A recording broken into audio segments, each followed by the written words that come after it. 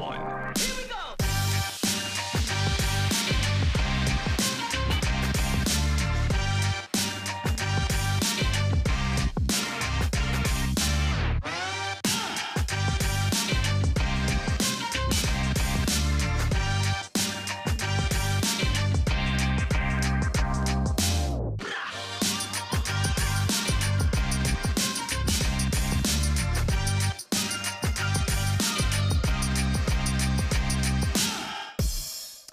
Bonjour mesdames, messieurs, ou rebonjour et bienvenue dans cet espace dédié aux conférences de Cyclo pour cette édition Bordeaux 2023. Nous allons commencer cette conférence consacrée à la sécheresse, à la sobriété et la qualité de l'eau par l'angle du compromis, à savoir il s'agit probablement de trouver d'indispensables compromis pour des services d'eau en alerte. C'est ce dont nous parlerons dans un instant et dont nous parleront nos intervenants.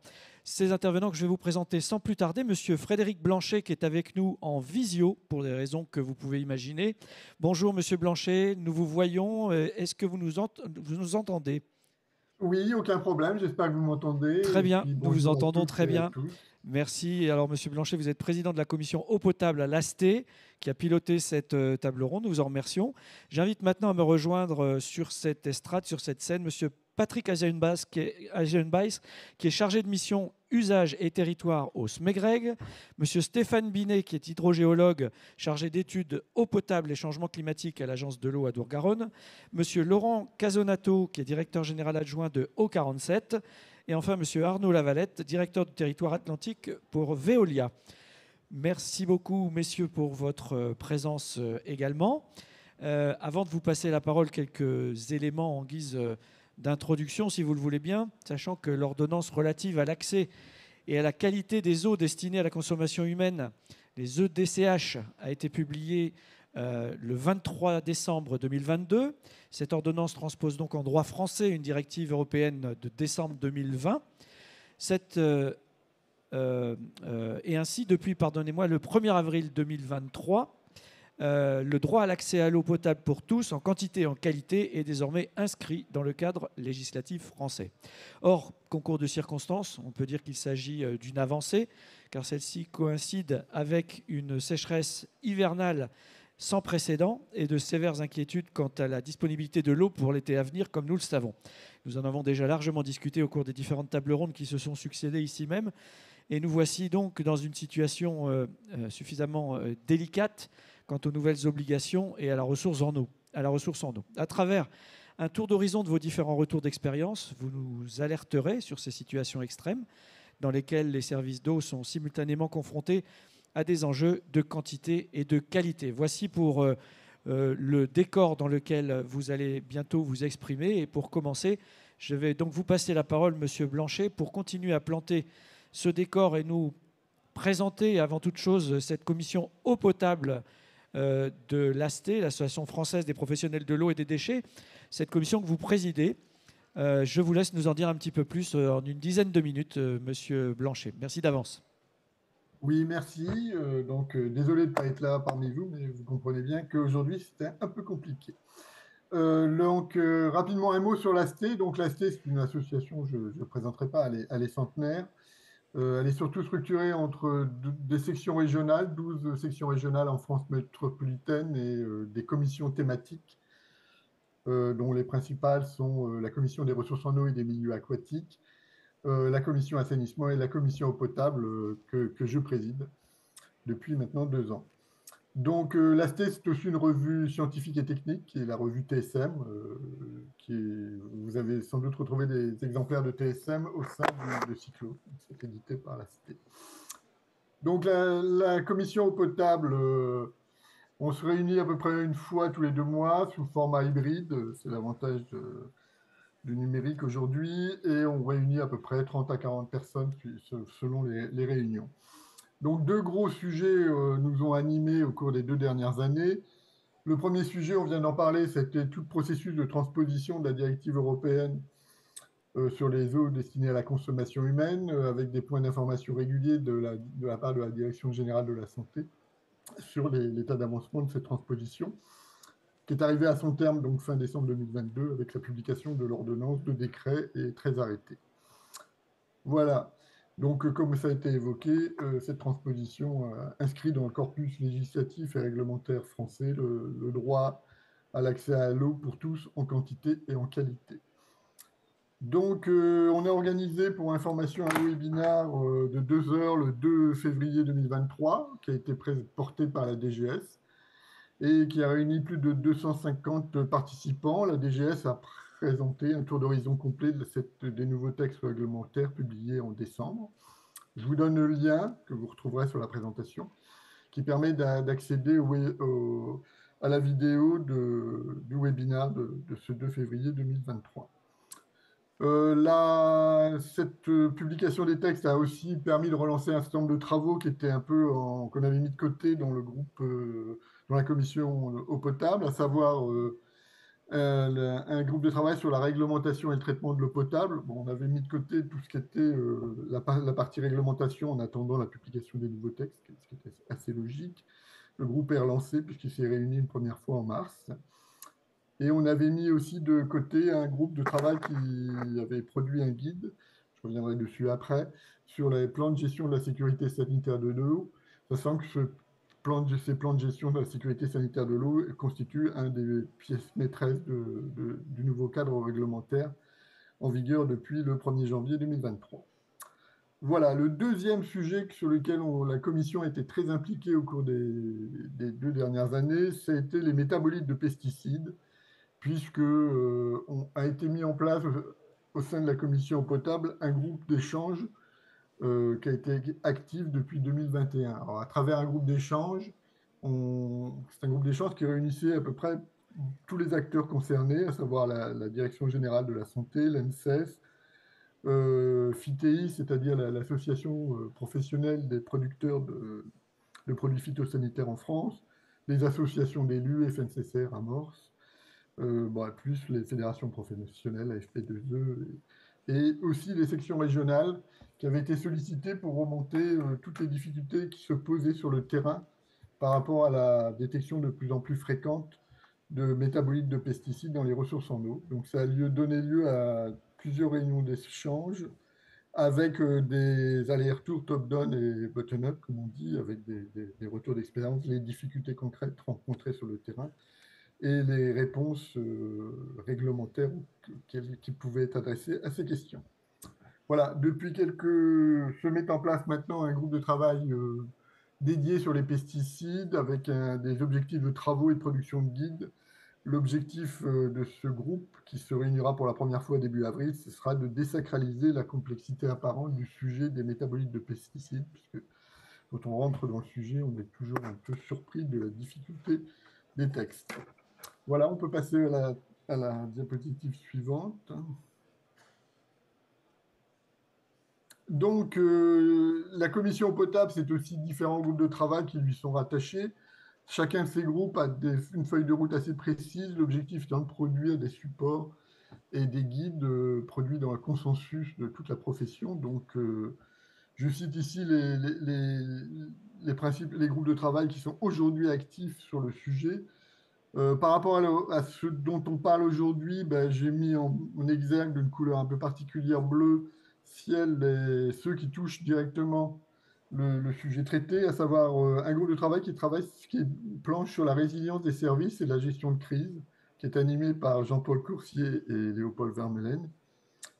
Un groupe de travail aussi qui a déjà produit, je reviendrai dessus, sur les ouvertures intempestives des hydrants, puisqu'on a remarqué dans les milieux urbains, beaucoup de métropoles ont été confrontées au problème les dernières années, à savoir dès qu'il se met à faire vraiment chaud, on a ce phénomène de ce qu'on appelle le street pooling, c'est-à-dire des ouvertures intempestives des poteaux incendies, qui posent d'énormes problèmes au service d'eau. Voilà, puis je cite aussi tous les autres groupes de travail actifs, donc le groupe de travail pesticides que j'ai déjà cité, le PGSSE, puis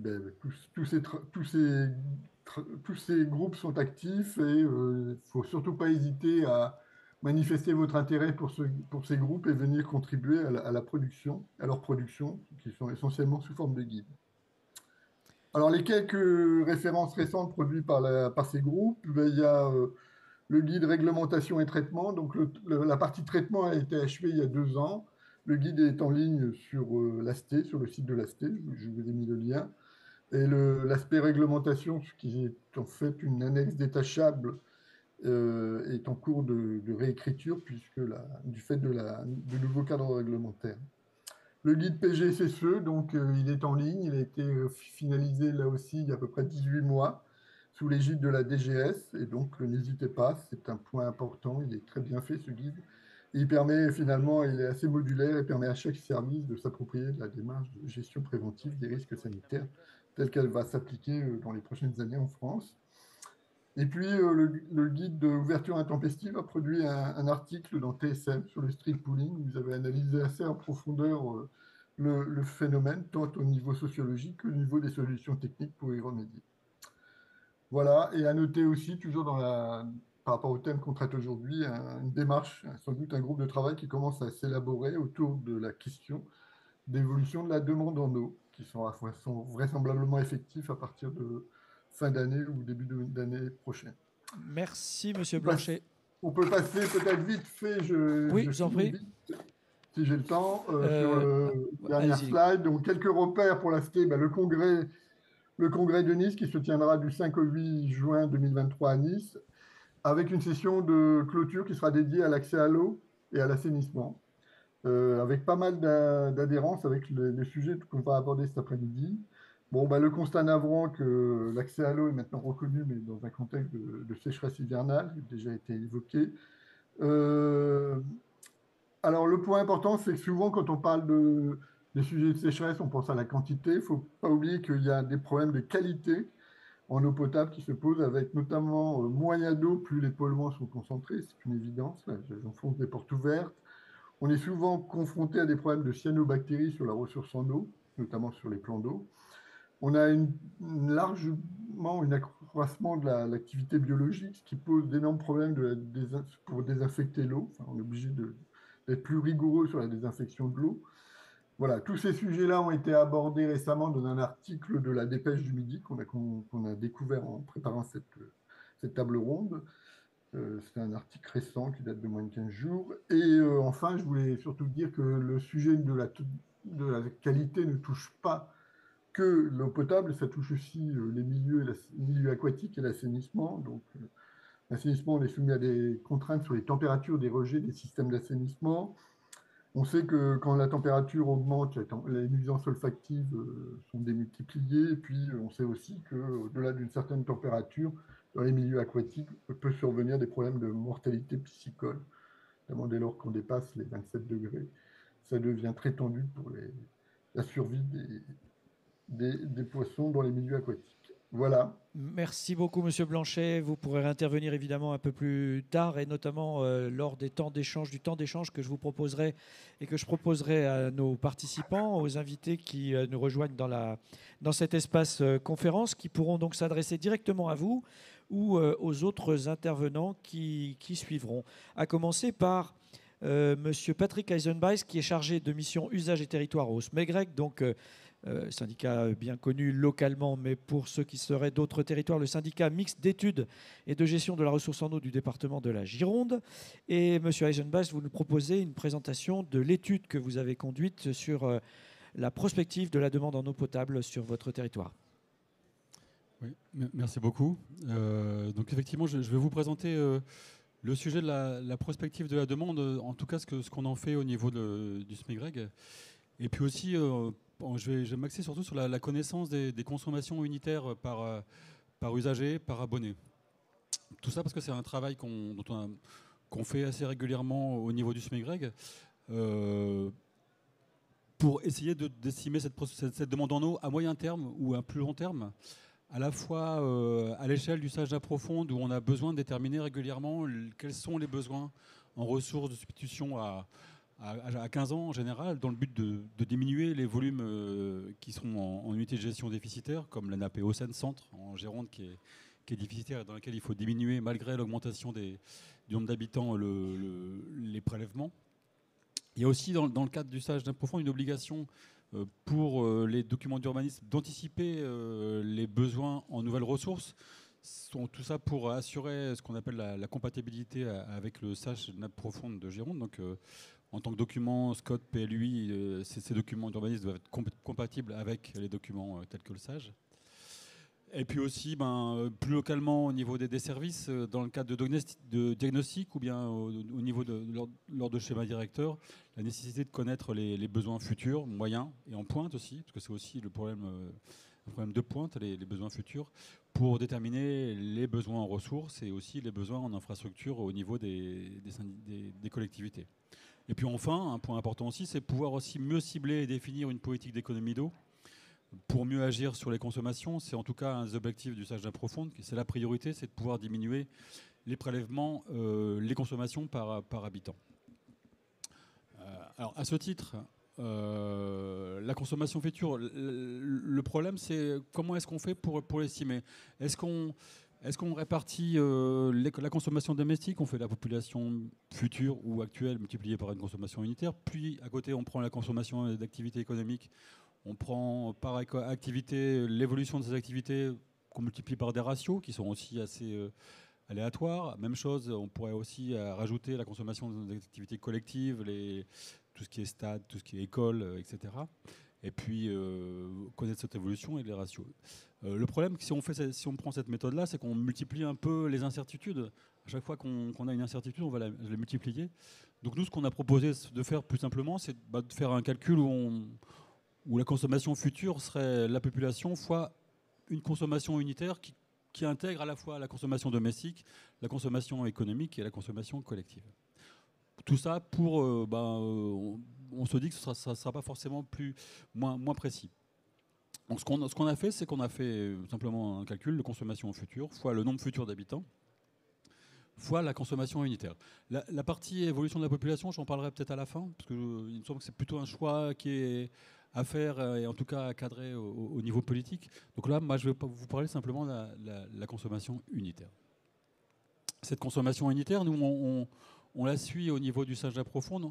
En fait, on suit ce qu'on appelle l'empreinte eau, qui intègre à la fois les pertes sur le réseau, mais aussi toutes les consommations, donc qui est un volume prélevé en fait par habitant, qui était autour des années 70 à 55 mètres cubes par habitant, qui a augmenté jusque dans les années 85 à 90 mètres cubes prélevés par habitant. Encore, c'est prélevé, hein, c'est pas consommé, avec la pointe en 2003 qui était autour de 93.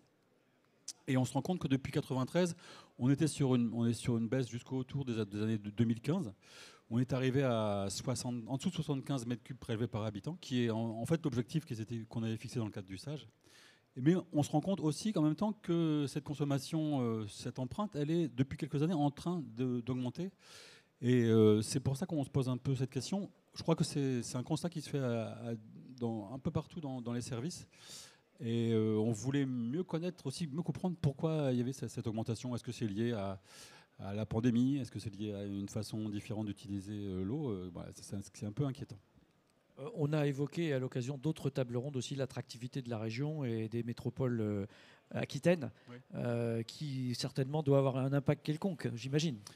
Ça peut être ça, effectivement. Ça peut être ça. Mais je crois que c'est vraiment un constat qu'on fait à l'échelle nationale et c'est aussi pour ça que je pense que M. Blanchet a évoqué. Il y a un groupe de travail qui est mené actuellement sur la prospective de la demande à l'AST où on s'est rendu compte que ce constat d'augmentation des consommations se vérifie ailleurs aussi. Ah ouais, très bien.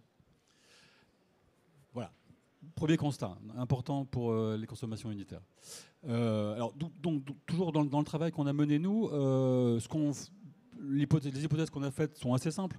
Alors, la consommation unitaire à domicile, elle est de l'ordre de 47 mètres cubes par habitant. Là, c'est la vraie consommation unitaire de l'habitant chez lui. Nous, ce qu'on a fait, c'est qu'on a pris une valeur globale, domicile plus collectif plus économique, où on s'est rendu compte qu'on était sur une valeur plus faible pour la métropole, tout simplement parce que l'habitat est aussi, c'est avec moins de jardins, donc moins de consommation d'eau. 57 mètres cubes par habitant sur la métropole, plus 62 mètres cubes hors bordant métropole. C'est une simplification. Et dans le cadre d'une étude qu'on a menée sur la prospective de la demande avec l'INRAE, l'UMR Passage et l'ENCGID et l'INP, on s'est rendu compte que cette consommation unitaire par habitant, elle était très variable, en fait, d'un service à l'autre, d'une commune à l'autre. Et on a réussi à sortir 5 grandes classes de collectivités pour la consommation unitaire, qui sont les services urbains. En gros, c'est la métropole plus tout ce qui est le bassin d'Arcachon, plutôt au sud en tout cas. Les services communaux urbains en zone rurale, ça c'est les petites sous-préfectures les sous-préfectures du département. Les services périurbains qui sont en bleu autour de la métropole, qui eux ont une consommation beaucoup plus faible. C'est simplement des gens qui habitent et puis qui travaillent plutôt en dehors de leur collectivité. On a déterminé les services ruraux avec une activité soit touristique, soit viticole. On se rend compte que c'est l'est du département et puis aussi quelques communes à l'ouest du département côté littoral. Et puis on a aussi les services fortement touristiques que sont les stations balnéaires qui sont à l'ordre de 150 mètres cubes par an par habitant. Voilà. Donc on se rend compte qu'on a fait ce travail à gauche, mais on a vraiment simplifié par rapport à la réalité. Et ce qu'il faudrait, pour estimer un peu mieux la prospective de la demande en eau, c'est de prendre en compte ces valeurs. Alors, le problème, c'est comment on va évoluer cette consommation unitaire. Est-ce qu'on va sur des modes de consommation plus économes, avec toutes les actions qui sont menées de sensibilisation aux économies d'eau? Avec ça, on peut envisager que la consommation évolue à la baisse. On peut aussi aller peut-être sur des changements de modèle de consommation d'eau, différencier un peu mieux les usages eau potable et eau non potable. On parle beaucoup des toilettes. Pourquoi est-ce qu'on met l'eau potable dans les toilettes? Pourquoi pas généraliser les toilettes sèches? Ou bien interdire les piscines, c'est aussi quelque chose qu'on entend beaucoup. Dans l'enquête qu'on a faite dans ce cas-là, on a estimé en gros, que une consommation de piscine, c'était en gros l'ordre de au moins 16 mètres cubes par habitant, par maison. Voilà, donc on peut se dire, tiens, 16 mètres cubes, ça peut être intéressant. Et puis aussi, l'autre point important, c'est aussi l'évolution de la consommation en fonction du changement climatique. Avec l'évolution de certaines variables météorologiques, et puis même si on a des changements climatiques, pourquoi pas, on a coupure d'eau, donc il y aura moins de consommation. Alors à ce sujet, donc dans le cadre de cette étude qu'on a menée toujours avec INRAE et Cegid, on a calculé l'impact de la météorologie sur la consommation journalière. Donc on s'est rendu compte que quand on était sur une température supérieure à 20 degrés, on avait un vrai effet sur les prélèvements. Donc là, c'est sur le service de Bordeaux Métropole. Même chose sur la durée de période sèche. Et puis bien sûr, on a tenu aussi en compte les caractéristiques des journées, que ce soit un jour de semaine. On consomme, en tout cas sur la métropole, plus en semaine que le week-end. Moins quand on est en vacances, moins aussi quand on est sur les ponts, les week-ends, et puis on prend en compte aussi des périodes spécifiques. Donc avec ce travail-là, on a pu sortir des modèles d'évolution journalière de la consommation en fonction de météo. Et on a même affiné le travail sur l'effet, par exemple, de la température. Donc là, on s'est rendu compte que la température maximum avait un impact sur les prélèvements un peu de manière sigmoïde, comme on le voit là. C'est-à-dire qu'au-delà de 20 degrés, la consommation les prélèvements commencent à augmenter jusqu'à un seuil qui est autour de 35 degrés. Voilà. Ce qui fait que l'impact d'un degré supplémentaire de température max, qu'on voit sur la courbe de droite, est de l'ordre de 1,3 à 2% par degré Celsius de température maximale. Ça, on l'a fait sur plusieurs modèles, et puis on se rend compte que cette évolution, cet impact, il est différent selon les différents services. Voilà. Donc pour revenir à une petite synthèse, d'abord, effectivement, je n'ai pas parlé de l'évolution de la population. Là, c'est plutôt un choix politique à prendre en compte. On sait qu'il y a des SCOT qui souvent calent une évolution de population sur une durée lors de 10 à 15 ans. Donc, est-ce que les services sont prêts à se caler à ce que les SCOT? Ou bien est-ce qu'on prend en compte les valeurs de l'INSEE, les modélisations INSEE? Ou bien est-ce qu'on prend en compte l'évolution qui existe depuis 10 ans? On sait que, par exemple, autour de Bordeaux, on a plus de 3% de population. Est-ce qu'il faut continuer à prendre en compte? Ça, c'est plutôt un choix qu'on pourrait maximiser, pourquoi pas. Donc, au présent, on a la connaissance des consommations unitaires actuelles. On a aussi la connaissance des usages, notamment à domicile, qu'on pourrait aussi affiner. Et puis au futur, c'est prendre en compte l'évolution de l'impact du changement climatique et puis l'évolution des économies d'eau, qu'elles soient volontaires ou imposées. Dans ce cadre, je voulais finir en parlant d'un projet qu'on a avec toujours INRAE, CSTB et puis plusieurs collectivités, Eau du Bassin Rennais, Eau de Paris, Eau 17 et puis la régie de Bordeaux Métropole, où on veut faire une campagne de mesure de la consommation chez 500 usagers au niveau national. Tout ça pour bien connaître les différents types d'usages qu'on a dans les maisons. On a ce petit schéma en bas à droite qui représente cette répartition des usages par type d'usage. C'est un schéma qui date depuis au moins 15-20 ans, qui vient d'une enquête menée par le CEO, mais qu'on pense qu'il faudrait peut-être aussi actualiser. Voilà.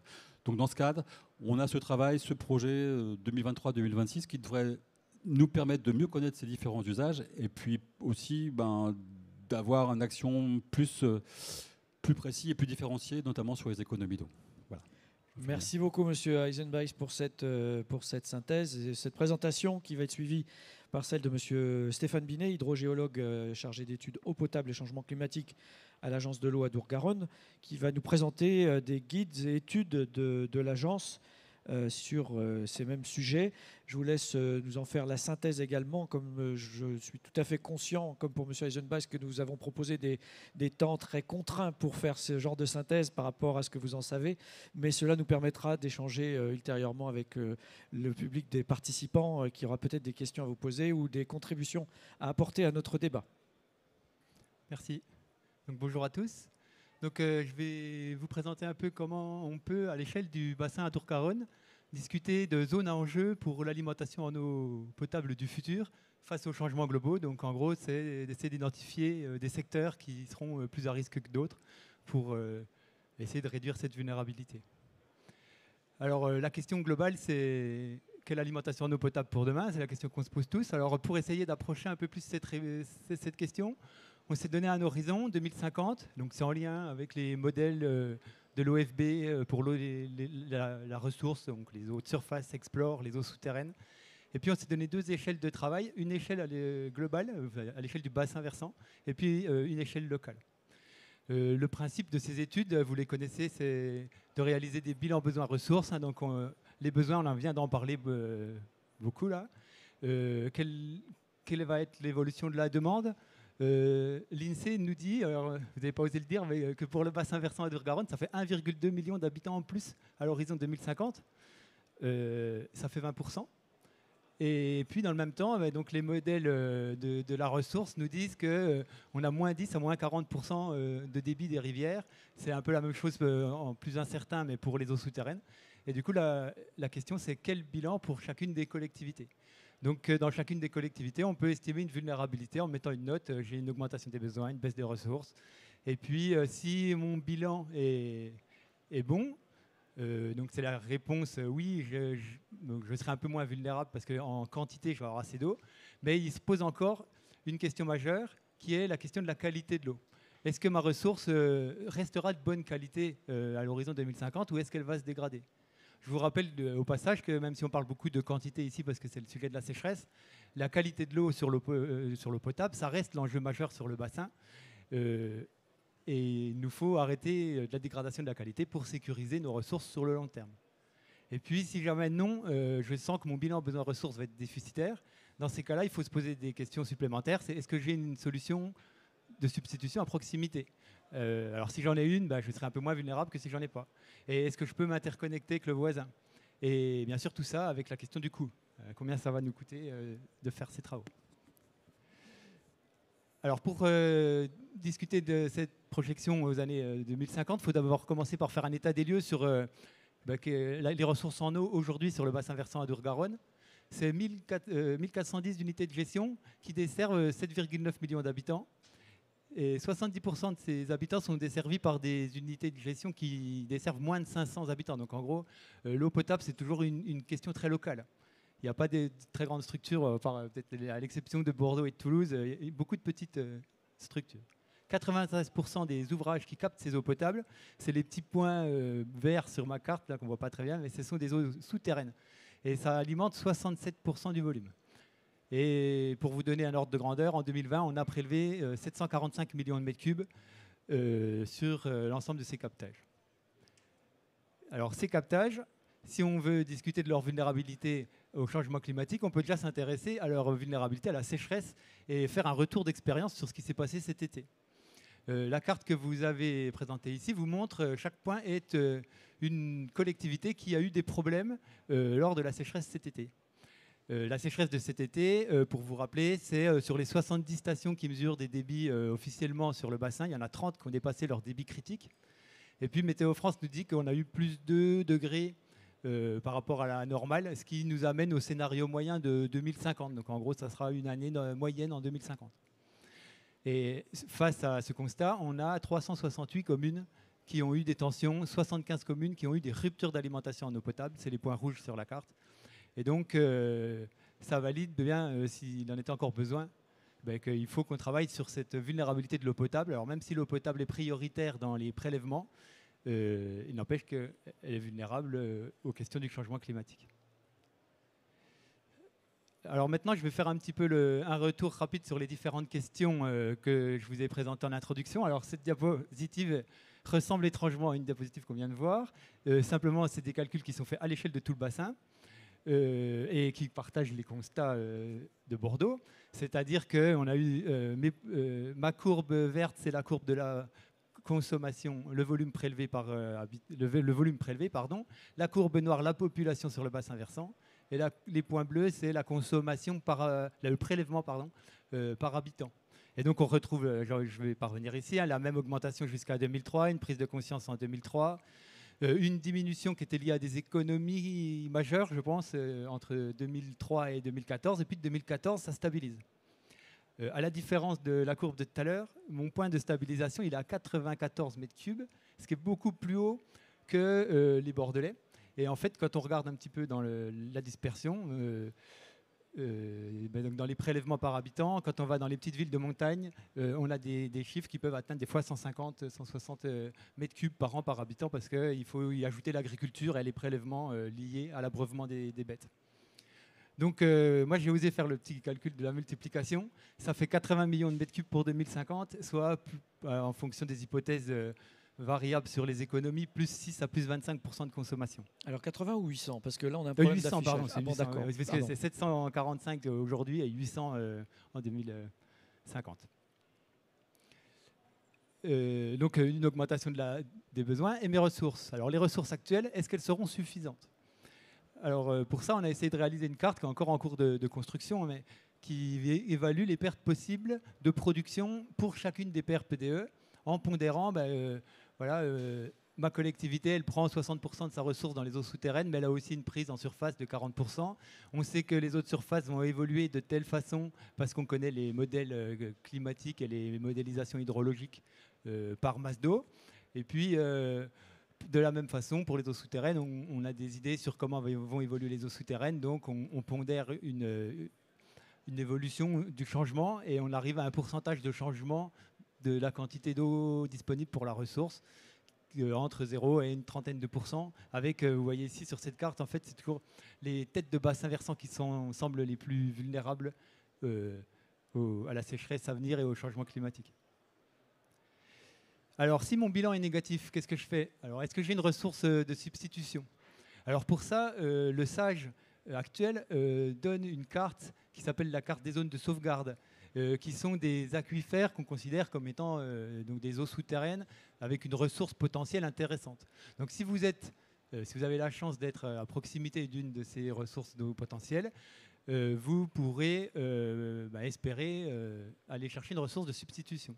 Alors en réponse à la loi climat et résilience du 22 août 2021, dans ces zones de sauvegarde, si on est à proximité d'une collectivité qui pense avoir des besoins supplémentaires, on peut définir des zones plus fines qu'on va appeler des zones à préserver pour le futur et sur lesquelles, même s'il n'y a pas de captage aujourd'hui, vous pourrez avoir une préemption, vous pourrez faire une protection de la ressource simplement en disant c'est ma ressource potentielle pour demain.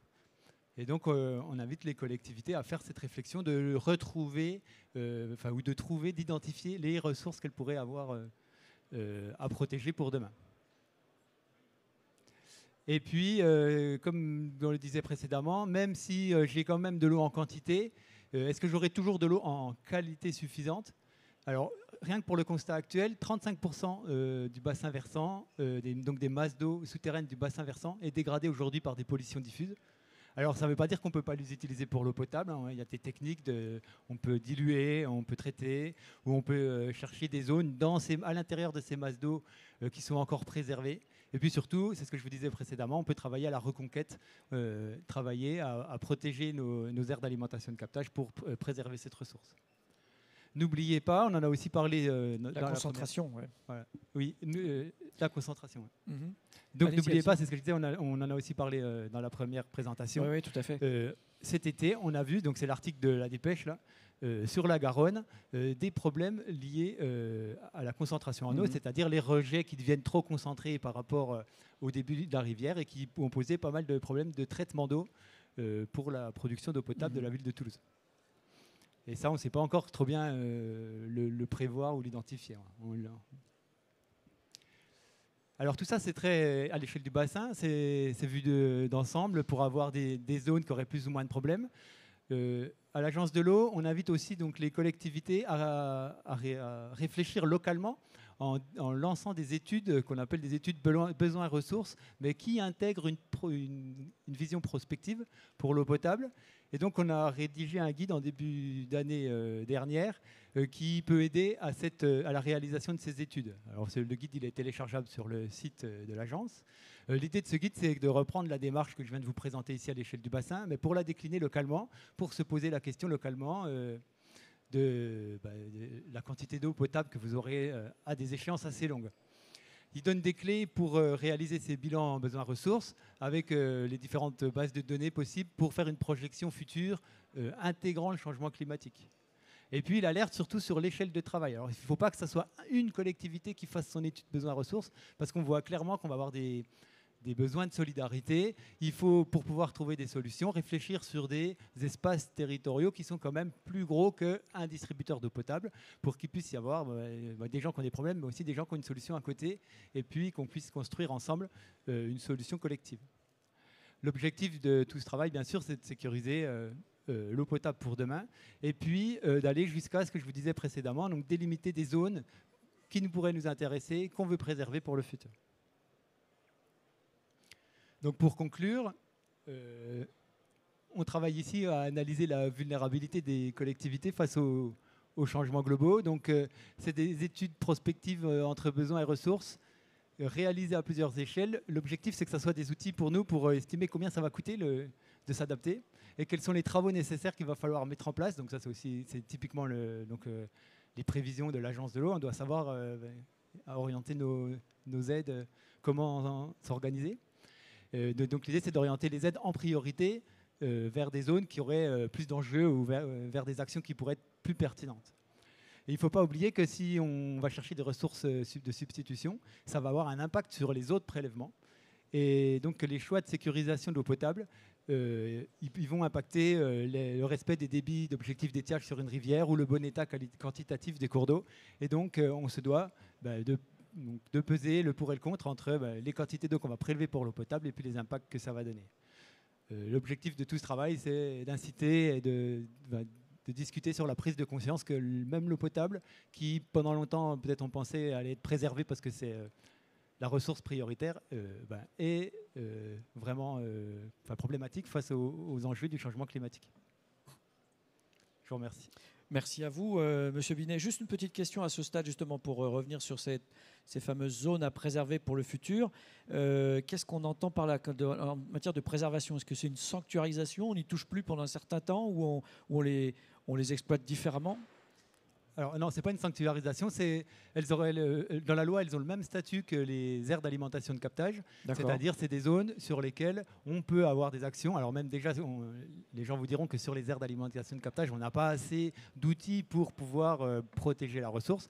Mais en tout cas, on peut avoir des actions, mettre en place de protection de la ressource. D'accord. Alors qu'ailleurs, on n'a pas d'outils législatifs pour faire ça. On ne peut pas forcer les gens à D'accord. faire ça. Merci pour cette précision. Donc après avoir fait un peu de prospective avec M. Eisenbeiss en Gironde et être passé à l'échelle globale du bassin en matière de prospective et de stratégie possible, je vous propose de nous transporter dans le Lot-et-Garonne avec M. Laurent Casonato, qui est directeur adjoint de O47 et qui va nous parler, nous décrire éventuellement le plan d'action que vous avez rédigé ou que vous mettez en œuvre dans votre département face au stress hydrique.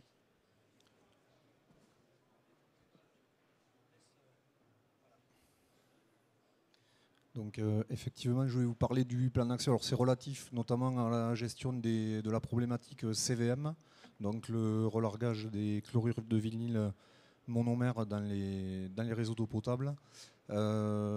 Ces problématiques, ça peut être problématique effectivement en période de stress hydrique. Donc je vais vous faire déjà un petit rappel du contexte sur le Lot-et-Garonne, notamment au niveau de O47. Donc O47, c'est un syndicat départemental qui gère la compétence eau et assainissement sur 260 communes, départements ruraux. Les points de prélèvement, donc ce sont 24 forages profonds au Jurassique notamment, 15 sources et 3 captages en rivière. C'est un peu plus de 18 millions de mètres cubes produits par an pour desservir donc un peu plus de 103 000 abonnés avec un réseau de 9000 km environ et une densité d'abonnés relativement peu élevée, relativement faible. C'est 11 abonnés par kilomètre, ce qui explique aussi qu'on est un département assez sensible en termes de relargage de CVM au niveau des réseaux. Par rapport aux prospectives et aux modélisations qui ont été réalisées par nos délégataires et par les services de O47, les services d'exploitation, donc c'est 1250 km de réseau en PVC posés avant 1980 et qui sont concernés potentiellement par ces relargages de CVM. Donc grosso modo, la carto a été réalisée via une modélisation d'état de contact et des plans d'échantillonnage avec des prélèvements bien sûr directement chez les abonnés avec des présélections de secteurs pressentis malheureusement pour être sujets au relargage de CVM. Le rendement du réseau sur O47 c'est 71%.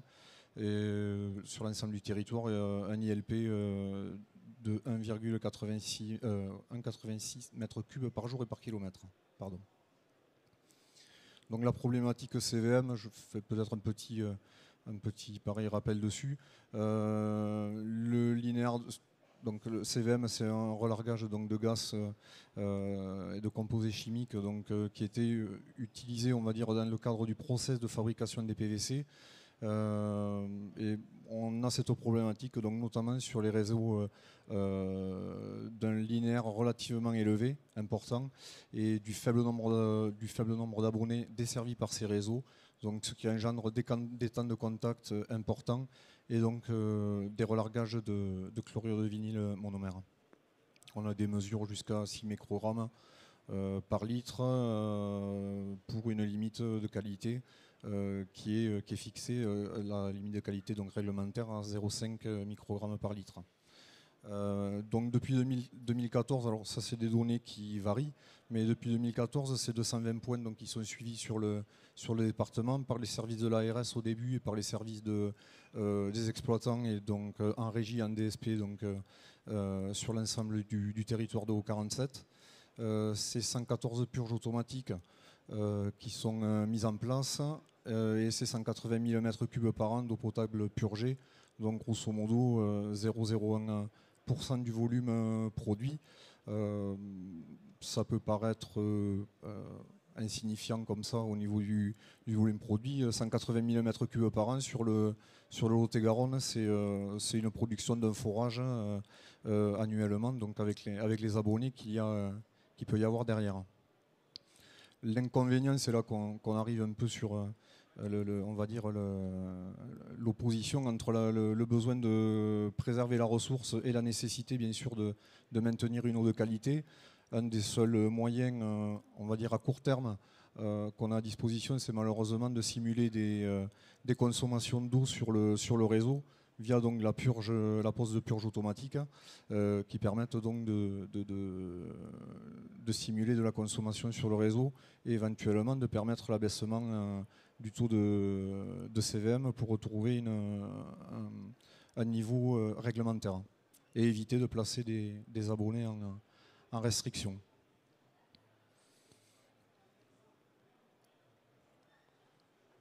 Bon, je vous ai mis une petite carte réalisée par ma collègue Emmanuel. Donc c'est un peu pour vous préciser un peu le maillage en termes de purge automatique sur l'ensemble du département. C'est un schéma, enfin, ou une carte qui évolue régulièrement parce qu'il y a des points qu'on supprime au fur et à mesure aussi des travaux de renouvellement de réseau. Voilà, donc c'est en gros 114 purges actuellement qui sont en service. Donc les mesures, effectivement, c'est la mise en place et à court terme, on va dire, c'est la mise en place de purges manuelles et automatiques, avec l'inconvénient que ça, hein, c'est d'ailleurs assez mal perçu par les abonnés, par le public, même s'ils sont directement concernés, c'est du rejet d'eau potable, entre guillemets, rejeté directement au milieu naturel, avec parfois quand même des volumes relativement importants. On peut être sur du 8 mètres cubeurs, donc c'est quand même pas négligeable. Et derrière, malheureusement, quand ces moyens techniques ne fonctionnent pas ou ne permettent pas de rétablir une situation conforme, on est amené à mettre en restriction des abonnés et donc via des communications avec eux et avec les communes concernées. Et donc du coup, malheureusement, la distribution d'eau embouteillée, avec ce que ça engendre aussi en termes d'organisation pour les exploitants. Donc derrière nous, on a bien conscience que les purges automatiques, ça ne peut être qu'une solution temporaire pour établir à court moyen terme une conformité sur le réseau de l'eau distribuée, pardon. Et derrière, bien sûr, notre objectif à nous, notamment ma cellule, c'est de prioriser les travaux de renouvellement pour arrêter définitivement ces purges et donc permettre donc de redistribuer de l'eau de qualité à nos abonnés. Donc, pour les plus profanes d'entre nous, les réseaux concernés par les CVM sont des réseaux que tu as installés jusque dans quelles années à peu près? Jusque fin des années 70, début des années 80. D'accord, ok. Donc c'est des réseaux qui ont aujourd'hui 50 ans à peu près. Ouais. Oui. Alors, on va en parler plus tard. Malheureusement, ce n'est pas forcément les plus fiables. Il y aurait des fuites, il n'y aurait pas de CVM. D'accord. Bon. Peut-être, mais on pourrait conjuguer les deux. Ça serait sympa aussi parce qu'on a quand même un gros enjeu sur. Oui. Vous avez vu, il y a un gisement, on va dire, sur l'amélioration des rendements. Et s'il y a des choses à faire sur la préservation de la ressource, en partant de 71%, c'est vrai qu'il reste une belle marge. Ouais, tout à fait. Je vous laisse terminer. Excusez-moi, je ne voulais pas vous interrompre, mais c'est pour éclairer un petit peu sur certains aspects. Pas de problème. Donc, la priorisation des travaux, elle se fait assez simplement, on va dire. C'est le nombre d'abonnés placés en restriction, souvent, la ressource sollicitée et les volumes purgés. Effectivement, en période de stress hydrique ou de consommation d'eau potable élevée, des purges qui fonctionnent simultanément, notamment la nuit, au moment où les réservoirs se rechargent, ça peut être problématique. Donc, souvent, malheureusement, on est un peu appelé à les arrêter, ces purges, en été, avec la mise en restriction des abonnés temporairement. Les ressources sollicitées et l'ancienneté du point de surveillance en dernier recours. Derrière en découle bien sûr un programme de travaux.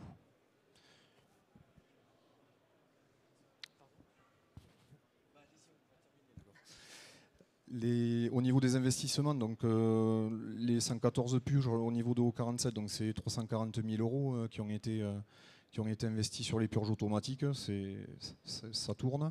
Au niveau des travaux, donc on enclenche régulièrement des programmes de travaux, on a des accords cadres avec des groupements d'entreprises qui interviennent autant que de besoin dès que nos projets sont ficelés. Donc depuis 2018, c'est 44 km de réseau qui ont été renouvelés, 8 km de branchement et 199 abonnés concernés par cette problématique, donc pour lesquels on a été amené à devoir changer les réseaux, et pour un montant d'investissement donc de un peu plus de 4 600 000 €. Donc, si on le ramène, peut-être pas très approprié de parler de de coûts au branchement, parce que bon, la priorité c'est quand même de rétablir donc un service de qualité et de distribuer de l'eau potable. Je vous ai quand même indiqué le coût au branchement par abonné, 25 000 € hors taxe par branchement. Donc les conclusions, si on le regarde, on va dire par le petit bout de la lorgnette, le maintien de la qualité de l'eau, elle impacte peu la ressource pour l'instant, parce qu'on a encore des points on a un plan encore qui court jusqu'à 2025 pour identifier encore tous les points qui peuvent poser problème en termes de relargage de CVM. C'est vrai que vis-à-vis du volume produit, ça représente assez peu le volume purgé, mais il y a quand même la partie aussi éthique derrière, et le renouvellement des canalisations à terme, il s'impose. Voilà. Et c'est ce que je vous indiquais tout à l'heure. Voilà, malheureusement, c'est pas d'une pierre deux coups. On ne fait pas d'une pierre deux coups. C'est pas les réseaux qu'on renouvelle dans le cadre de la problématique CVM qui posent le plus de problèmes en termes de perte d'eau et donc d'impact sur la ressource. Très bien, merci beaucoup Monsieur Casanotto. N'hésitez pas, encore une fois, vous qui êtes dans cet espace conférence et qui écoutez nos intervenants, à leur poser des questions ultérieurement si vous vous sentez concerné par telle ou telle de leurs interventions. Pour compléter et terminer ce tour d'horizon, je propose maintenant Monsieur Arnaud Lavalette de nous faire un retour d'expérience quant au service d'eau, au service des secours incendie. C'est un sujet dont, par hasard, j'allais dire, mais il n'y a pas de hasard dans ces conditions, puisque nous sommes là pour discuter de tous ces sujets transversaux. Nous avons évoqué cette problématique ce matin dans le cadre d'une conférence consacrée à la réutilisation des eaux usées traitées, comme, pourquoi pas, une destination possible dans le cadre du service de secours d'incendie. Monsieur Arnaud Lavalette, vous êtes directeur du territoire atlantique de Veolia. Enfin, plutôt, je devrais dire, vous étiez, parce que je crois savoir que vous venez d'être affecté à un nouveau poste, mais je vous laisse vous présenter un peu plus avant, juste avant de nous faire part de votre présentation. Voilà, merci de cette précision, parce que je m'en voudrais de passer pour un usurpateur, surtout que dans la salle, il y a à la fois mes anciens clients et mes nouveaux clients. Donc effectivement, donc je suis depuis la semaine dernière directeur général de la société d'assainissement pour Bordeaux Métropole, opérée par Veolia, et j'étais l'été dernier directeur du territoire atlantique et qui a connu les incendies dont on a tous en mémoire en Gironde. Alors, pour planter le décor, on a ici la carte des principaux incendies qui ont touché la Gironde l'été dernier, avec Somos, le dernier dans le Médoc, Landiras, où il y a eu Landiras 1 au mois de juillet, puis Landiras 2 au mois d'août, et la Teste de Bûche au mois de juillet. Je vais focaliser mon propos sur la Teste de Bûche pour deux raisons. La première, c'est que c'est là où on a le plus de densité contractuelle, si j'ose dire. Et puis par ailleurs, la particularité de Landiras, où nous sommes également présents, c'est qu'il y a moins d'habitants là-bas. L'eau utilisée par les pompiers là-bas était essentiellement de l'eau de forage incendie spécialement prévue pour ça. Et puis enfin, quasiment toutes les communes avaient été évacuées, donc il n'y avait pas le souci de poursuivre l'alimentation. Ce qui était très particulier sur la Teste de Bûche, c'est que vous allez le voir, on a fourni de l'eau aux pompiers en quantité très importante, et que par ailleurs, autour du 14 juillet, sur le bassin d'Arcachon, il y a à peu près 200 000 personnes, et donc il fallait pouvoir continuer à alimenter ces personnes.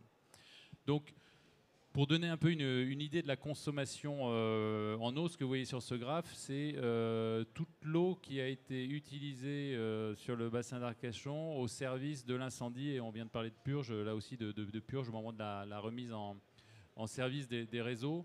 C'est près de 80 000 mètres cubes qui ont été consacrés à la défense incendie, donc de l'eau fournie aux pompiers. Et voilà, on disait tout à l'heure qu'une piscine, c'est 16 mètres cubes. Ça donne une idée du nombre de piscines qu'il a fallu... je crois que c'était 16 mètres cubes par habitant. Voilà. Par logement, d'accord. Okay. Donc un volume très important, avec évidemment au pic de l'incendie, un pic de consommation, hein, puisque au pic de l'incendie, autour du 18 juillet, on a eu 25% de l'eau produite sur le bassin d'Arcachon qui a été consacrée à la défense incendie. Alors, ce que je vais faire là, c'est un retour d'expérience sur une gestion de crise. Ça ne se veut pas du tout, évidemment, un modèle, mais c'est compte tenu de cette... on parle souvent des risques liés au dérèglement climatique, de l'impact potentiel du dérèglement climatique. Là, on l'a vraiment vécu de l'intérieur avec, pendant 10 jours, peu de visibilité sur ce qu'allait advenir le lendemain. À titre illustratif, par 3 fois, le PC des pompiers a reculé pendant cette période-là. Et donc ça, symboliquement, ça illustre la difficulté de faire face au feu. Donc les images que vous avez, c'est évidemment la mobilisation d'une cellule de crise dans nos locaux du Tech, sur le bassin d'Arcachon. Et dans ces cas-là, comme toute crise, une cellule de crise est extrêmement importante pour à la fois avoir des personnes qui vont, eux, aller au front, c'est le cas de le dire, sur les événements, et puis des personnes qui, eux, restent en centrale pour bien enregistrer toutes les actions qui sont prises, et puis des personnes aussi qui vont faire le lien avec tous les supports, qu'ils soient territoriaux, voire nationaux, qui vont pouvoir être mobilisés. Donc toujours pour illustrer un peu en quoi consistaient les actions prises pendant cet épisode, si je commence par la droite, le point central, c'était vraiment le poste de commandement des pompiers, où chaque jour, l'ensemble des acteurs se retrouvaient, donc évidemment les pompiers, mais également les collectivités, l'ONF, Enedis, et nous qui avions choisi d'avoir un officier de liaison en permanence au PC des pompiers pour à la fois répondre sans délai à toutes les questions et toutes les demandes qu'ils pouvaient avoir, et de notre côté capter de l'information pour prendre des mesures anticipées. La photo que vous avez en bas sur cette planche, c'est un exemple d'intervention qui ont été menées en concertation avec les pompiers, parce que évidemment, dès que c'est la vie classique d'un réseau d'eau, il peut y avoir des casses, des choses comme ça, sauf que là, la moindre casse sur le réseau, ça mettait en risque à la fois les pompiers et la forêt par rapport au développement. Donc, besoin de réactivité et d'équipe. La photo à gauche, je l'ai mise parce qu'elle était vraiment assez emblématique de ce qui se passe dans ce genre d'événement, où le 18 juillet, pour ceux qui étaient dans la région, le 18 juillet, il fait 42 degrés toute la journée, une journée de canicule, et sans doute le pire moment de l'incendie, avec les campings brûlés. Enfin, vraiment, une image à Bordeaux, un ciel rougeoyant, enfin, un côté très, très apocalyptique. Et on est appelé à 18h pour une demande assez peu conventionnelle, qui est de nous dire, on vient d'évacuer le zoo de la Thèse de Buch. Le problème, c'est qu'on ne peut pas évacuer les éléphants, les girafes et les hippopotames. Trouvez-nous une solution pour rafraîchir les animaux. Et donc là, c'est au niveau de la cellule de crise, on a envoyé 5 camions hydrocureurs, et à l'aide de leurs réserves en eau potable, qui ont arrosé le bâtiment, les bâtiments des pompiers. Alors, ça peut paraître anecdotique, mais alors ce que je peux vous dire, c'est qu'on a fait de nombreux rétex avec la sous-préfecture, avec la mairie de la Teste, évidemment. Et l'exemple et l'événement qui les a le plus marqué, c'est celui-là, à telle enseigne que quand le président de la République est venu sur site pour saluer les personnes qui s'étaient mobilisées. Voilà, nous concernant, c'est l'événement qui a été repris, alors que c'était pour nous, c'était emblématique, plutôt plus important de maintenir l'eau potable pour 200 000 personnes et l'assainissement. Voilà. Et puis la photo au-dessus, c'est des actions qui ont lieu un peu après l'incendie, c'est de veiller à ce qu'il n'y ait pas de fuite sur les réseaux et s'assurer qu'il n'y ait pas des branchements fuyards postérieurs à l'incendie. Donc là aussi, à titre illustratif, je parlais du PC des pompiers. Donc ça, c'est vraiment été l'outil, c'est la carte que vous avez dans le PC de commandement des pompiers. Donc là, c'est la forêt de la Teste.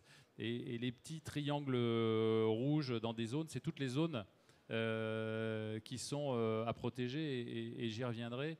Une grosse partie du travail avec les pompiers a été de bien délimiter les zones à absolument protéger, puisque ce que vous avez au-dessus du lac au nord du lac de Cazaux, là, c'est la station de prélèvement d'eau potable.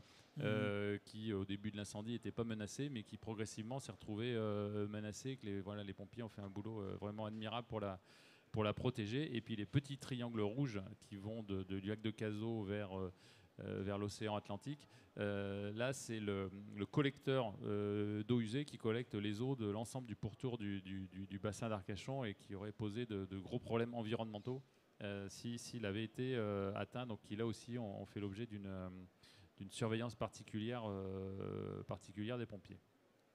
Donc, bon, quelques chiffres. Cette crise a mobilisé donc 95 salariés pendant cette crise. Et très important aussi, nous avions 39 réservistes. Qu'est-ce que vous appelez réservistes? Donc, les réservistes, ça veut dire que c'est des... C'est pas militaire, non, mais on fait un appel à... Ceci dit, c'est une organisation qui s'inspire de l'armée. Parce que là, effectivement, complètement. Un appel aux volontaires. Il y a des gens qui sont venus de toute la France d'ailleurs, qui sont prêts à dire voilà, moi je suis prêt à aider. Et je peux vous dire que quand vous êtes en plein milieu de la crise, que le PC des pompiers il a reculé 3 fois, que vous dites ça peut durer encore 15 jours, le fait de savoir que derrière il y a 39 réservistes qui sont mobilisables, on ne vit pas du tout la crise de la même manière. Donc voilà, bon, les mètres cubes, j'en ai parlé, là il y en a un peu plus que tout à l'heure, parce qu'il y a ceux aussi de l'Andiras qui autour de figurent. 80 000. Quoi. Voilà. Des campagnes d'appel auprès des consommateurs pour les inviter à réduire leur consommation, à faire preuve d'une certaine sobriété. Alors à la fois des appels téléphoniques et des messages relayés sur les réseaux sociaux. J'y reviendrai, ça a été une des leçons de la crise, de l'efficacité du relais des réseaux sociaux. Vous avez touché beaucoup plus de monde plus rapidement. Absolument. Vous l'avez constaté. Ouais. 81 palettes d'eau embouteillée acheminées sur place, donc on a eu moins besoin que prévu finalement, mais en tout cas il fallait faire face à toute éventualité sur le sujet. Les camions de cœur, j'en ai parlé. Et puis pendant une crise, on vit parfois des crises dans la crise, quoi. Et on a eu 9 familles de salariés qui ont été évacués de leur domicile pendant la crise, donc il faut aussi gérer ce point-là. Et puis des compteurs, là où tout avait brûlé, le télérelevé avait permis de détecter des fuites sur des compteurs abonnés. Des moyens, j'ai parlé des palettes, des rampes de distribution, des bâches souples. Des groupes électrogènes aussi qui finalement n'ont pas été utilisés mais qui auraient pu être utilisés, et puis la réserve d'une unité mobile de traitement pour faire face à toute éventualité si jamais on avait eu des installations défaillantes. Alors, j'ai indiqué ici un rétex vraiment très très synthétique, parce qu'évidemment on l'a partagé avec l'ensemble des parties prenantes, et ne figure pas ici aussi des retours d'expérience plus structurels qui appartiennent plus aux maîtres d'ouvrage et qui en tiendront évidemment compte dans leur schéma directeur. Au niveau de la gestion de crise proprement dite, ce qui est frappant, c'est il y a une très bonne coordination, collectivité, SDIS, Veolia, et j'aurais dû mentionner également la préfecture, où bien que la situation soit vraiment très très difficile, en cellule de crise, il y a toujours eu une certaine sérénité, ce qui fait dire aux pompiers que notamment le maire de la Teste est stable au feu, c'est leur expression. Ce qui a beaucoup aidé. Le fait de mettre en place une organisation dédiée à la crise, où au début de la crise, on se demande si c'est pas un peu trop, mais ça a montré que c'était très utile, ce lien avec les pompiers, ce lien de gestion de la crise, et puis aussi très important de maintenir une personne, un interlocuteur pour tout ce qui est gestion du quotidien pour le reste du périmètre, et qu'ils n'affaiblissent pas la cellule de crise. Les outils digitaux, puisque les outils digitaux, à un moment donné, quand on est au cœur de l'incendie, qu'on a des installations qui ne sont pas accessibles par le feu, bien souvent, on a des agents qui sont tout près mais qui ne peuvent pas accéder ou qui ne voient rien parce qu'il y a plein de fumée. Et en fait, c'est les outils digitaux qui permettent de savoir si l'eau transite encore dans les tuyaux, la mobilisation des moyens, des outils. Et puis sur la communication, effectivement, l'impact des réseaux sociaux. On a les premiers messages téléphoniques qu'on avait envoyés avaient permis une baisse de consommation de 2 à 3%. À partir du moment où on a utilisé les réseaux sociaux, qu'on a utilisé notamment le Facebook de la ville de La Teste, nos clients, la Cobas, etc., là, on a vu une baisse de 10% de la consommation. Alors, c'est difficile de savoir si c'est 100% de cause à effet, mais néanmoins, voilà, ça, c'est quelque chose qui a été extrêmement frappant. Et puis voilà, dans les quelques points d'amélioration, des choses souvent très pratico-pratiques. Donc, on fait régulièrement des exercices avec les pompiers sur notamment nos stations d'épuration. Et ça a été très utile parce qu'il a fallu aussi évacuer la station d'épuration de La Teste. En revanche, on n'avait jamais repéré avec eux où était la station de production d'eau potable. Voilà, donc ça, c'est à faire. Enfin, c'est une évidence ce que je dis, mais c'est des évidences qu'on constate après la crise. Des détails très aussi pratico-pratiques où on a constaté, donc les pompiers nous demandaient des plans, mais on a constaté qu'on n'avait pas le même type de coordonnées sur nos plans entre les pompiers et nous. On a des coordonnées Lambert, les pompiers ont des coordonnées géographiques, donc là il a fallu faire de la traduction un petit peu en express. Et puis aussi, dernier phénomène, la protection des conduites pendant l'incendie, où on voit parfois dans le paysage une signalisation des conduites de gaz. En revanche, l'eau potable et l'assainissement, on essaye d'être relativement discret. Et on a eu plusieurs fois très peur, compte tenu du nombre de véhicules qui passaient dans la forêt de pompiers ou de l'ONF, où on est passé tout près de la catastrophe plusieurs fois, où on a vu des ventouses, enfin rien de très grave finalement de détérioré. Mais s'il y avait une casse plus profonde, ça aurait pu être beaucoup plus problématique. Donc voilà en quelques mots. Merci de nous avoir fait profiter finalement de ce retour d'expérience que vous avez été amené à faire auprès des autorités, des différentes administrations concernées. Juste une question sur votre dernière partie qui me vient spontanément à l'esprit. Distorsion de coordonnées entre le SDIS et vous-même. Vous en avez tiré quel enseignement? Vous allez coordonner tout ça à l'avenir? Oui, c'est-à-dire qu'aujourd'hui, alors c'est une technique qui me dépasse, mais il y a des manières de le traduire un logiciel de traduction, qui est assez, quelque chose efficace. qui convertit. On a la méthode, mais on sera prêt dès le départ. Très bien. Merci, c'est une bonne nouvelle et puis c'est rassurant, plutôt d'une certaine manière. Merci beaucoup pour cet ultime témoignage à l'occasion de cette table ronde, Monsieur Lavalette. Alors, je me tourne, comme annoncé, comme prévu et comme promis, vers notre public présent, nos auditeurs, vos spectateurs, pour vous proposer maintenant de poser quelques questions éventuellement à nos intervenants dans le temps qui nous est imparti encore une fois, mais je préfère vous donner la priorité dans un premier temps si vous avez des questions. Pour ce faire, il y a Romain qui est au fond de la salle, de cet espace conférence, qui vous tendra le micro dès que vous aurez levé la main. Voilà, merci monsieur. Et puis merci pour cette première question. Je vous invite, pour ce qui concerne les autres personnes participantes, à faire signe à Romain pour la prochaine question. On vous entend. Je vous laisse juste vous présenter pour pouvoir vous situer et nous faire part de votre question en nous disant à qui elle s'adresse peut-être. Donc, bonjour, je m'appelle Bertrand Poirier, je suis hydrogéologue de formation. Je travaille dans le milieu du pompage depuis quelques années. Moi, j'ai deux questions. On voit bien que l'évolution de la consommation par habitant par an augmente depuis 2014. Je voudrais savoir, alors, attendez, j'ai noté, quelles seraient les différentes pistes d'économie à faire. Est-ce que, par exemple, on pourrait penser à augmenter l'éducation, la prévention, qui pourrait peut-être faire baisser un petit peu, peut-être que les gens ont peut-être baissé la garde depuis 2014, peut-être un travail à faire là-dessus. Alors, on va peut-être répondre à cette première question, si vous le voulez bien. Et l'autre est associé. J'ai un deuxième exemple. Dans certains pays, par exemple, on arrête par quartier. Peut-être que 2023, ça va être compliqué. Mais on arrête par quartier l'eau potable. La distribution. Alors, c'est pas super, mais ça marche, par exemple, en Guadeloupe. Voilà. Ce que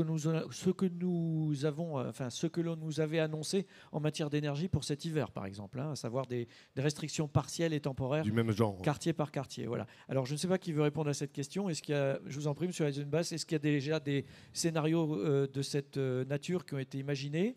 Si oui, jusqu'où et de quelle nature? Alors, sur la consommation unitaire, effectivement, je pense qu'il ne faut pas relâcher le travail, que ce soit à la fois sur les pertes, sur les réseaux. C'est quelque chose qu'il ne faut pas relâcher. À la fois par du renouvellement de réseau, par de la recherche de fuite, il faut toujours continuer. Là-dessus, il ne On se rend compte qu'il y a quand même certains services, en tout cas en Gironde, où les pertes repartent à la hausse. Donc ça veut dire qu'il ne faut pas lâcher le travail. Par rapport aux consommations unitaires, effectivement, c'est aussi toujours continuer à faire du travail d'éducation, de sensibilisation, ce qu'on fait nous en Gironde, et puis ce qu'on font beaucoup de syndicats d'eau, que ce soit en Nouvelle-Aquitaine ou au niveau national, de refaire la sensibilisation. Et puis de donner les bons équipements, les bonnes solutions pour diminuer ces consommations, pour diminuer cette consommation unitaire. Entre autres, nous, on insiste beaucoup sur le fait de mettre du matériel hydroéconome simplement au robinet. Avant de faire de la récupération d'eau de pluie, la récupération d'eau de pluie, c'est bien, mais ça coûte cher et pas forcément sur des volumes suffisants. Si on fait du matériel hydroéconome, on va facilement, au moins, on l'avait testé dans un projet qu'on a mené avec le département, on va faire au moins 10 à 15% d'économie d'eau par kit distribué. Voilà, des petits mousseurs, des régulateurs, c'est vraiment la partie la plus efficace. Voilà. Voilà. Après, il y a des actions plus restrictives, coercitives. Ouais. Coercitives. Les coupures d'eau, je pense que c'est vraiment la chose qui sera peut-être à éviter. C'est vraiment en dernier ressort. Mais peut-être agir, comme on l'a dit, les piscines, ou bien par exemple, sur l'arrosage, bien sûr, en été en tout cas. Vous avez tous, d'une manière ou d'une autre, à un moment évoqué la composante communication. C'est-à-dire qu'à un moment, il faut bien que les choses se sachent, qu'elles soient diffusées. Juste pour illustrer ce que vous venez de dire, l'une de vos collègues ou élus du département de la Gironde hier, dans l'une des conférences, nous disait que le calcul avait été fait qu'en diminuant de 1 minute la durée des douches sur la métropole de Bordeaux, on gagnait, je ne sais plus combien, l'équivalent de 7 ou 8% de la consommation par an. Donc c'est pas. On a vu d'ailleurs dans votre tableau tout à l'heure que c'est surtout dans la salle de bain que ça se passe. Il y a des marges de manœuvre importantes. Mais on a vu aussi, d'après ce que nous a expliqué M. Lavalette tout à l'heure, qu'en cas d'urgence, la population était prête à une certaine réactivité. Et grâce aux réseaux sociaux notamment, vous nous avez parlé d'une baisse de 10% parce qu'il fallait de toute urgence donner priorité au secours incendie. Est-ce qu'on peut imaginer que ce genre de réaction soit plus citoyenne à l'avenir et perdure, qu'elle devienne pérenne d'une certaine manière ? C'est à souhaiter. Alors malheureusement, on est le plus sensibilisé par les crises qui adviennent que par les rapports, par qui annoncent depuis des années des phénomènes qui finalement ont lieu. Vous avez cité l'exemple du délestage en matière d'électricité cet hiver. On peut signaler une initiative à laquelle s'associe notre groupe qui est sorti hier à l'occasion de la Journée mondiale de l'eau.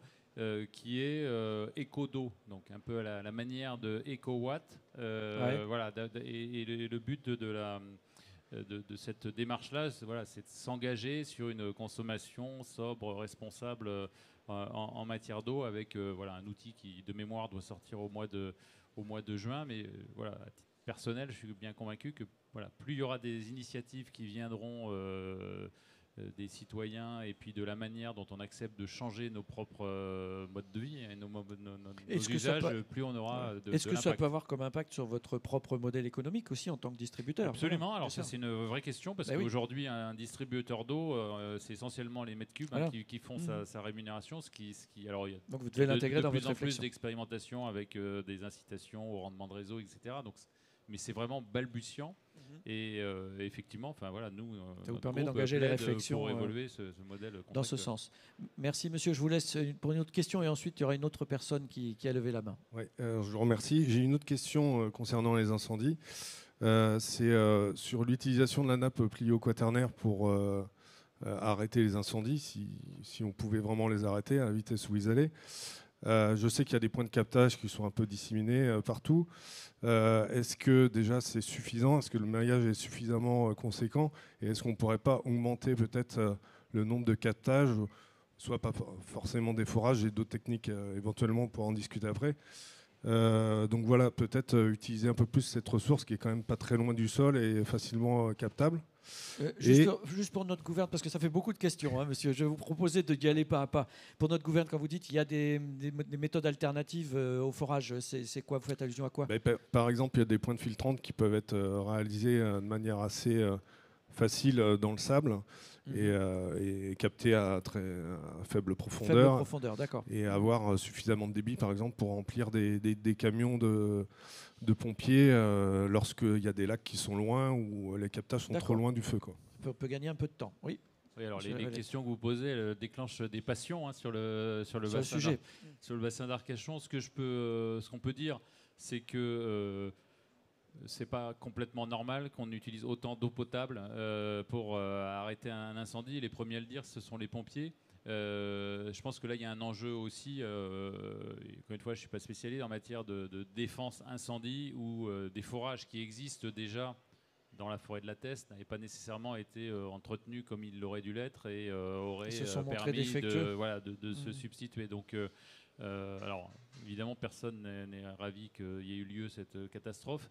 Néanmoins, ça amène à se poser aujourd'hui des questions. Et le point positif, c'est que ça amène l'ensemble des acteurs à aujourd'hui prendre des nouvelles mesures, prendre des nouvelles décisions pour que, notamment en matière de défense incendie, que ce soit au niveau des forages, que ce soit au niveau des pistes d'accès, il y a des mesures qu'on avait plus ou moins jamais prises depuis des années qui vont être oubliées. Voilà. Très bien. Merci beaucoup. Merci. Vous pourrez peut-être éventuellement en parler avec moi après. Très bien.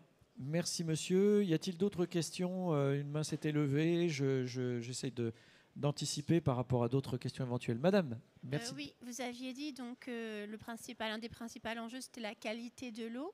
Et qu'est-ce qui en priorité donc dégrade la qualité de l'eau?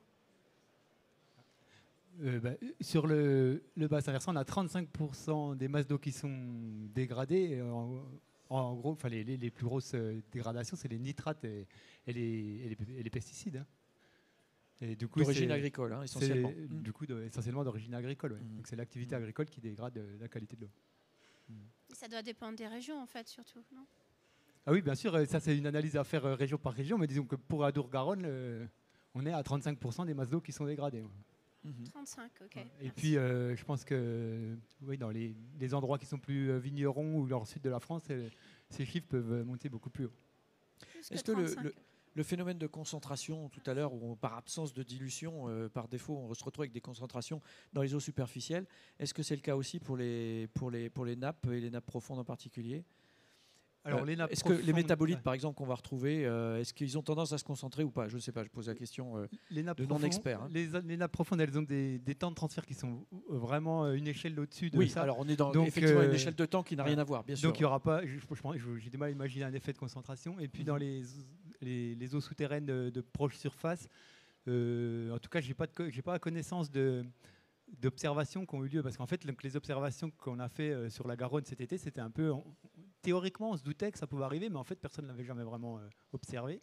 Et puis là c'est la première fois que les gens disent vraiment ça y est, je le vois, ça se concentre et j'ai des problèmes de traitement, quoi. Monsieur Eisenbeiss. On le constate effectivement quand même, l'histoire des métabolites, on en constate quand même dans certaines nappes souterraines qui sont libres, pas captives, dans lesquelles il peut y avoir de l'entrée d'eau de surface.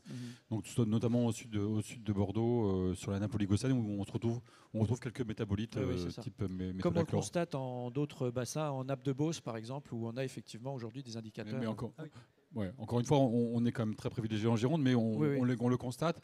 On est sur des taux quand même assez faibles, mais bon, voilà. Vous parliez d'effets de concentration. Je n'ai pas dit qu'il n'y en avait pas. Hein. C'est clair que les nappes, elles sont atteintes par la pollution comme les eaux de surface. Après, l'effet de concentration lié à l'été et l'hiver, c'est ce phénomène-là qu'on ne voit pas forcément de façon évidente. Mais elles sont impactées par la surface. Elles sont impactées quand même, tout à fait, forcément. Très bien. Merci beaucoup. Oui, excusez-moi pour ce lapsus. Quand j'ai parlé de nappes profondes, on ne parle pas du tout de la même chose, évidemment, ou des mêmes masses d'eau. Mais il y a cette interconnexion, évidemment, entre les eaux de surface et les nappes souterraines proches. Et c'est à celle-là que je faisais allusion, bien sûr. Merci beaucoup pour vos questions, vos différentes interventions. Je surveille une dernière fois pour m'assurer qu'il n'y ait pas eu de main qui se soit levée. J'avais noté une ultime question pour vous, Monsieur Binet. C'était toujours lié aux zones à préserver. Hein. Voilà, c'est ce qui m'a interpellé le plus finalement dans votre présentation. Qui doit se mobiliser, qui doit s'investir pour délimiter ces zones à préserver à l'avenir et pour le futur? Alors, l'agence de l'eau à l'échelle du bassin, elle a défini des ressources qu'elle considère comme stratégiques. Et à l'intérieur de ces ressources, c'est les collectivités qui doivent porter des études, qui sont ces études besoins ressources là, et puis mettre en évidence des secteurs qui veulent préserver pour le futur. Parce que dans une ressource stratégique, il peut y avoir je sais pas, un méandre à rive gauche et un méandre rive droite qui vous intéresse, et on va choisir le rive droite. Il n'y a pas de critères scientifiques, il n'y aura que des critères politiques, des critères liés à l'occupation du sol de la ville. Et donc oui, c'est à ces gens-là, c'est aux gens locaux, aux administrations, aux politiques de prendre la décision que ce sera ce secteur-là plutôt qu'un autre qui sera protégé pour le futur. Donc c'est pour ça que c'est à eux de faire ces études. Et donc on invite toute collectivité qui sera intéressée donc à pousser les études bilan besoin ressources jusqu'à délimiter des zones à protéger pour le futur. Voilà, le message important. Si ce n'est le mot de la fin, en tout cas, un message essentiel pour la suite et en lien direct avec vos différentes propositions et vos différentes interventions. Mais écoutez, il me reste à vous remercier encore une fois pour votre présence, vous qui êtes là présent dans le public. Et je vais vous proposer réciproquement de bien vouloir remercier nos intervenants par quelques applaudissements, si vous le voulez bien. Merci, messieurs. Merci, monsieur Blanchet, qui nous a écoutés toujours, j'imagine. Merci pour votre présence et cette introduction que vous nous avez proposée tout à l'heure, concernant notamment l'ASTE et la commission que vous présidez. Et puis, merci d'avoir bien voulu être à l'initiative et au pilotage de cette table ronde, toujours aussi intéressante également sur ces sujets. Merci, monsieur Blanchet. Au revoir. De rien, merci. 3, 2, 1.